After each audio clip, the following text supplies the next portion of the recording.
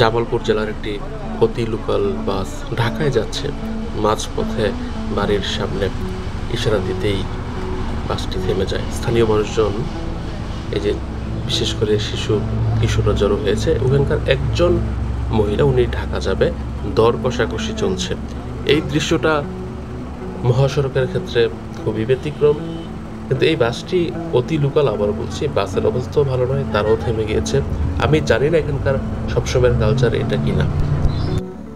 জামালপুর শহরের bypass bus stand থেকে ঢাকার দূরত্ব 176 কিলোমিটার। ঢাকা উত্তরবঙ্গ মহাসড়কের টাঙ্গাইলের এলেঙ্গার দূরত্ব 74 কিলোমিটার। সুপ্রিয় দর্শক, আমি নাজিব মাহফুজ খান গাজীপুর থেকে গিয়েছিলাম জামালপুরে। তখন আমার গন্তব্য ছিল মধুপুরে। জামালপুরের বাইপাস বাস স্ট্যান্ড থেকে মধুপুরের বাসে উঠেছে, অর্থাৎ ঢাকার বাসে মধুপুরে নামবো। এখানে আসার পর বাসটি নষ্ট হয়ে যায়। মানুষজন সেই ফাঁকে গিয়ে নিচের এই যে দোকান থেকে পেঁয়াজু, ঝালমুড়ি, ভাজা পোড়া খাচ্ছিল। জামালপুরের যেই সব যাত্রীরা সড়ক পথে ঢাকা যায়, তাদের অধিকাংশই টাঙ্গাইল হয়ে যায়।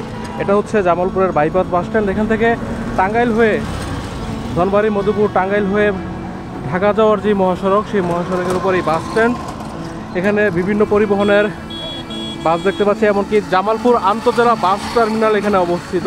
যে টার্মিনালটি দেখতে পাচ্ছি, এদিকটা হচ্ছে সেই টাঙ্গাইলের রুট। এখানে লোকাল, গেটলক, বিভিন্ন ক্যাটাগরির বাস রয়েছে। আমি আপাতত ধনবাড়ি, মধুপুর, টাঙ্গাইলের ধনবাড়ি, মধুপুর ওই অংশটাতে যাব, যে কোনো একটি লোকাল বাসে যাব আর কি।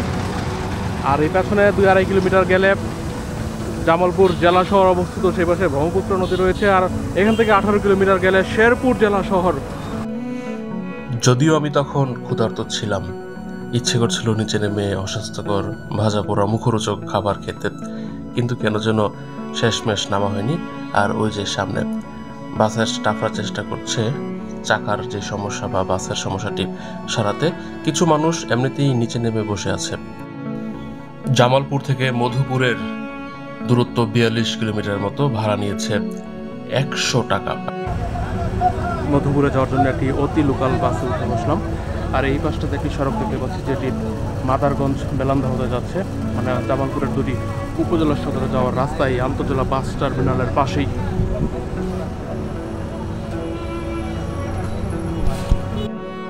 জামালপুর থেকে মধুপুরের এই রাস্তা, ধনবাড়ি, জামালপুর, মধুপুর যে সড়কটি, এই প্রথম আমি যাচ্ছি।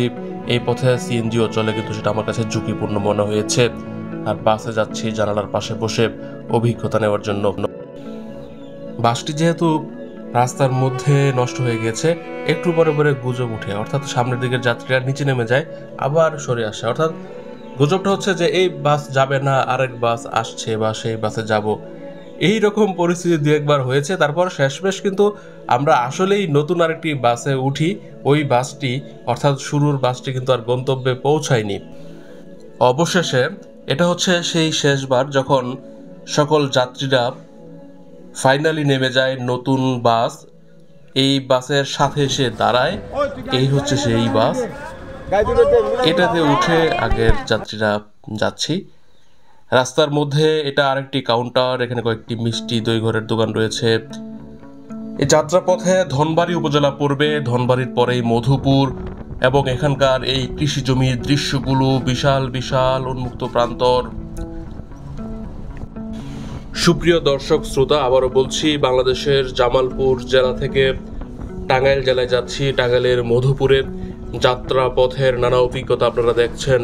এই প্রাকৃতিক পরিবেশের জন্যই পুরো বাংলাদেশ ভ্রমণ করেছি। আগে